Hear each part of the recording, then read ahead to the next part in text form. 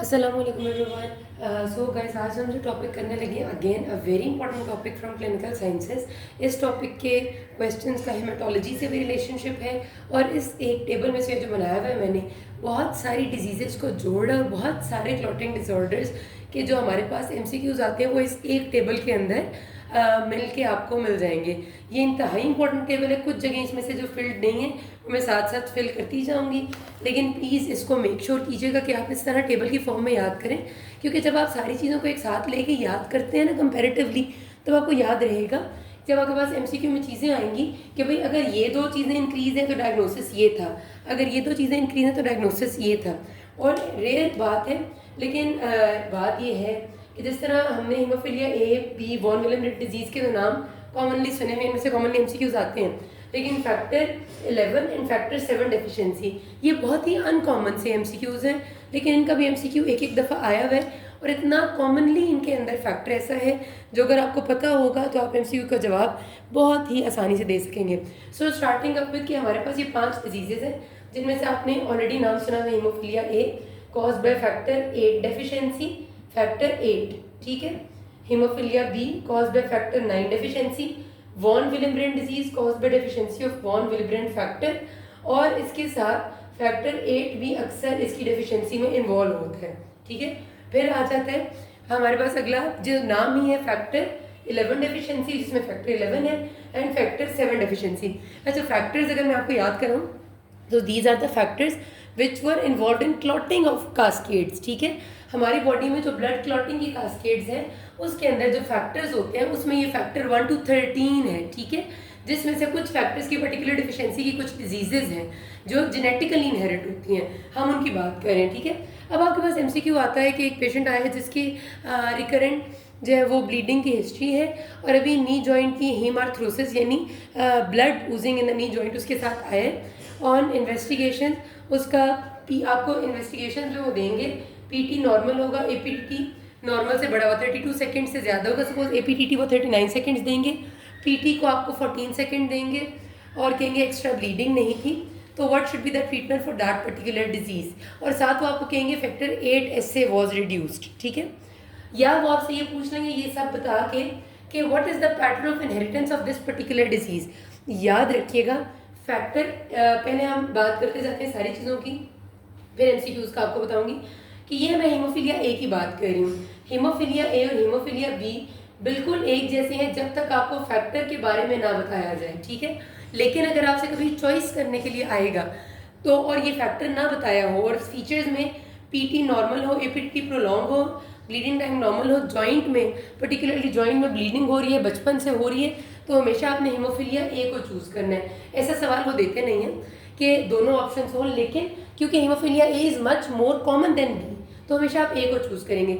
ये क्वेश्चन बहुत दफ़ा वो देते हैं कि ये सारी चीज़ें दे देते हैं ए वाली, लेकिन उसमें फैक्टर 8 को वो नॉर्मल कर देते हैं। वो आपको सारी चीज़ें देंगे, 9 का कुछ नहीं जिक्र करेंगे, लेकिन ए को कहेंगे नॉर्मल है, फैक्टर 8 ऐसे वॉज नॉर्मल। फिर आपका डायग्नोसिस अगर पीटी नॉर्मल होगा, एपीडीटी प्रोलॉन्ग होगा और 8 का ऐसे नॉर्मल होगा तो फैक्टर 9 डेफिशिएंसी यानी हीमोफीलिया बी डायग्नोसिस होगा। अब अगर हम इनहेरिटेंस की बात करें तो ये इनहेरिटेंस का मोड जो हीमोफीलिया ए का है वो एक्स लिंक्ड रिसेसिव, बी का भी X linked recessive, von Willebrand disease autosomal dominant भी होती है, रिसेसिव भी होती है, क्योंकि वॉन विलिब्रेंट डिजीज की 3 टाइप्स होती हैं, तो जो मोस्ट कॉमन टाइप है वो ऑटोसोमल डोमिनेंट है और वो माइल्ड है, जो सवेयर है ऑटोसोमल रिसेसिव है, ठीक है। फिर फैक्टर जो 11 है that is autosomal recessive and 7 is also autosomal recessive. तो अच्छी बात यह है कि जो कॉमन है वो एक्स लिंक्ड है और जो थोड़े अनकॉमन क्वेश्चन है वो ऑटोसोमल रिसेसिव है, याद रह जाएगा। फिर पाथवे कौन सा है, क्लॉटिंग कैस्केड्स के 2 पाथवे होते हैं, एक इंट्रिंसिक पाथवे, एक extrinsic pathway. Intrinsic pathway occurs inside the blood vessels after internal traumas. तो जो ए बी और फैक्टर 9 है 11 है ये इंट्रिंसिक पाथवे में होते हैं। Von Willebrand disease particularly platelet aggregation में हेल्प आउट करते हैं, इसलिए प्लेटलेट्स की एग्रीगेशन जहाँ जहाँ प्रॉब्लम में आ रही है वहाँ वॉन विलिब्रेंट डिजीज है।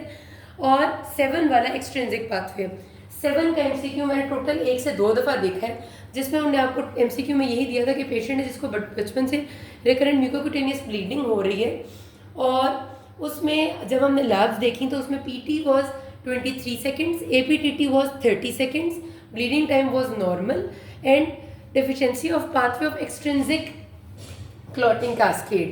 So what is the diagnosis, मुझे नहीं आता था पहली दफ़ा, बिकॉज ये मेरे लिए बिल्कुल नया था। तो इतनी आसान बात है कि एक्सट्रिंसिक पाथवे का एक ही फैक्टर है, सो वेरी इजी, कोई मुश्किल नहीं है। फिर मैंने आपको बता दिया ऑलरेडी कि हीमोफीलिया ए और बी बिल्कुल एक जैसे, जिनमें पीटी नॉर्मल होगा, ब्लीडिंग टाइम नॉर्मल होगा और एपीडीटी दोनों में प्रोलॉन्ग होगा। ठीक हो गया, इन दोनों में कोई डिफरेंस नहीं है।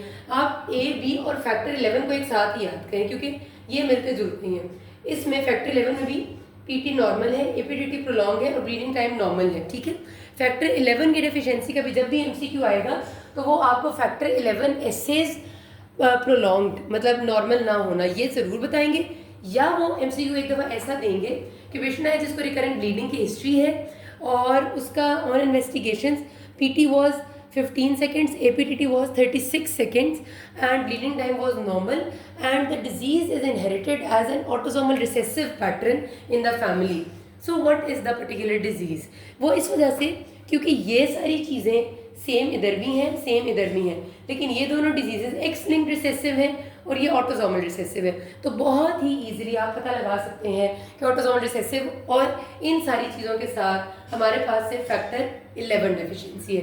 ठीक हो गया, 7 तो बिल्कुल अलग है, तो 7 की तो हम कहानी नहीं बीच में करते हैं। अच्छा, ब्लीडिंग टाइप ए और बी में टिश्यूज़ और जॉइंट्स ज़्यादा इन्वॉल्व होते हैं। हीमार्थ्रोसिस बहुत कॉमन है जो आपके पास इसमें आता है ए और बी में, जबकि वॉन विलिब्रेंट डिजीज में म्यूकोक्यूटेनियस ब्लीड ज़्यादा होती है, यानी वो आपसे कहेंगे कि पटीकिए बॉडी पे पड़े हुए थे, पेशेंट आया with purpuric lesions all over the body, इसका मतलब है स्किन के नीचे ब्लीड हो रही है, पटीकिए पड़ रहे हैं, ये वॉन विलिब्रेंट डिजीज़ की कहानी है। ठीक है, जबकि जो हीमार्थ्रोसिस जॉइंट में ब्लड आ जाए वो हीमोफीलिया ए और बी की कहानी है। 11 में वेरिएबल है, दोनों हो सकता है, और 7 में भी पटीकिए वाली कहानी ज़्यादा है। अब आ जाता है जी, इसमें भी सेम यही है, डायग्नोसिस कैसे बनाना है। तो डायग्नोसिस मैंने अभी आपको जिस तरह एक बार पहले भी बता दिया कि एमसीक्यू आपका हर तरह से आया हुआ है, आपको हर तरह से ये टेबल आना चाहिए। एमसीक्यू इस तरह भी आया हुआ है। अच्छा, वॉन विलिब्रेंट डिजीज़ को तो मैंने इधर से बताया ही नहीं कि इसमें आपका एमसीक्यू बहुत दफ़ा आता है, हेमाटोलॉजी में बहुत बहुत बहुत ज़्यादा दफ़ा, कि पीटी हमेशा नॉर्मल होगा with in normal range 16 second से कम, एपीटीटी नॉर्मल भी हो सकता है, ज़्यादा भी हो सकता है। ठीक है, but bleeding time will always be increase. इसका एमसीक्यू बहुत कंफ्यूजिंग होता है क्योंकि उसमें पीटी नॉर्मल होता है और पीटी इसमें भी नॉर्मल है, इसमें भी नॉर्मल है, इसमें भी नॉर्मल है, और एपीटीटी दोनों में भी प्रोलॉन्ग है। वो लोग ये करते हैं कि वॉन विलिब्रेंट डिजीज में भी एपीटीटी प्रोलॉन्ग दे देते हैं और ब्लीडिंग टाइम देते ही नहीं है। फिर डिफ्रेंशिएटिंग फैक्टर क्या रहेगा, याद रखिएगा, वो आपको लाजमी ये बताएंगे कि पेशेंट की हिस्ट्री है कि पूरी बॉडी पे पटीके या परपरिक लीजन्स हैं। ठीक है, उसके साथ वो आपको कहेंगे PT was 16 seconds, APTT was 35 seconds, so what is the probable diagnosis. तो उसमें याद रखिएगा, अगर पटीकिए के साथ नॉर्मल पीटी और रेज्ड एपीटीटी आएगा तो आपने ए और बी हीमोफीलिया में नहीं जाना, आपने डायरेक्ट वॉन विलिब्रेंट डिजीज़ में जाना है। अगर वो आपको एक्स लिंक का वो वाला भी नहीं देते, हिंट भी नहीं देते, वो आपको फैक्टर्स की हिंट भी नहीं देते, तो आपका डायग्नोसिस अगर जॉइंट के साथ आएगा तो हीमोफीलियाज पे जाएगा, अगर आपका बॉडी पे पटीके के साथ आएगा तो वॉन विलिब्रेंट पे जाएगा। ठीक है, क्योंकि एमसीक्यू इसका बहुत दफा आता है और यही चीज़ें घूम फिर के आती हैं। ठीक है, डायग्नोसिस बनाना होता है हीमोफीलिया ए का, मैंने बताया PT normal, APTT prolong and factor 8 assay. Factor 8 जो आपका होगा वो कंफर्म बता सकते हैं। हीमोफीलिया बी का डायग्नोसिस उसी तरह PT normal, APTT prolong and factor 9 assay. ठीक है, ये इसका confirm diagnosis. Von Willebrand disease का कंफर्म डायग्नोसिस होता है von Willebrand factor antigen and जो von Willebrand factor antigen receptor कुछ होता है, एंटीजन फैक्टर इस किस्म की कोई चीज़ होती है। ठीक है, जिसमें ये नाम आता है von Willebrand factor antigen, confirm diagnosis होगा, उसके साथ नॉर्मल या ये इंक्रीज हो सकते हैं। फैक्टर 11 डेफिशिएंसी में भी factor 11 assay with normal PT and increase APTT, and factor 7 deficiency में मैंने जिस तरह आपको बताया है कि एक्सट्रिंसिक पाथवे है और पीटी इंक्रीज है, तो आइसोलेटेड इंक्रीज इन पीटी हो जाए तो हमेशा फैक्टर 7 पे जाना है। आइसोलेटेड इंक्रीज इन पीटी हो जाए तो हमेशा फैक्टर 7 पे जाना है। 2 दफ़ा रिपीट किया क्योंकि एक एमसीक्यू है आपका जो नंबर कटवा सकता है आपका अगर आपको आएगा नहीं। दैट्स इट, ट्रीटमेंट बहुत आसान है। हीमोफीलिया ए में फैक्टर 8 कॉन्सेंट्रेट देना है, जो आपका फर्स्ट लाइन ट्रीटमेंट है ना वो हमेशा याद रखना देते हैं, तो इसमें वो लोग फ्रेश फ्रोजन प्लाज्मा भी हैं, लेकिन बुक्स के मुताबिक हमेशा फैक्टर 8 कॉन्सेंट्रेट होना चाहिए। बी में फैक्टर 9 कॉन्सेंट्रेट होना चाहिए। ठीक है, कॉन्सेंट्रेट्स वॉन विलिब्रेंट डिजीज में अमूमन क्रायोप्रेसिपिटेट्स दे देते हैं हम, उसमें वॉन विलिब्रेंट फैक्टर की अमाउंट थोड़ी ज़्यादा होती है। फैक्टर 9 डेफिशिएंसी में, सॉरी 11 डेफिशिएंसी में वो कहते हैं कि फैक्टर 11 कॉन्सेंट्रेट या again fresh frozen plasma, and 7 में फैक्टर 7 कॉन्सेंट्रेट नहीं, फ्रेश फ्रोजन प्लाज्मा ही दिया जाता है। ठीक है, तो इधर आपका FFP है और इधर आपका आ जाएगा जो मैंने अभी बता दिया आपको क्रायोप्रेसिपिटेट। सो यहाँ पर बात खत्म होती है। बहुत इंपॉर्टेंट टेबल है, हिफ्स कर लीजिएगा, हर तरह से इसका MCQ आते हैं। किसी को कोई मसला हो कैन आस्क। Thank you.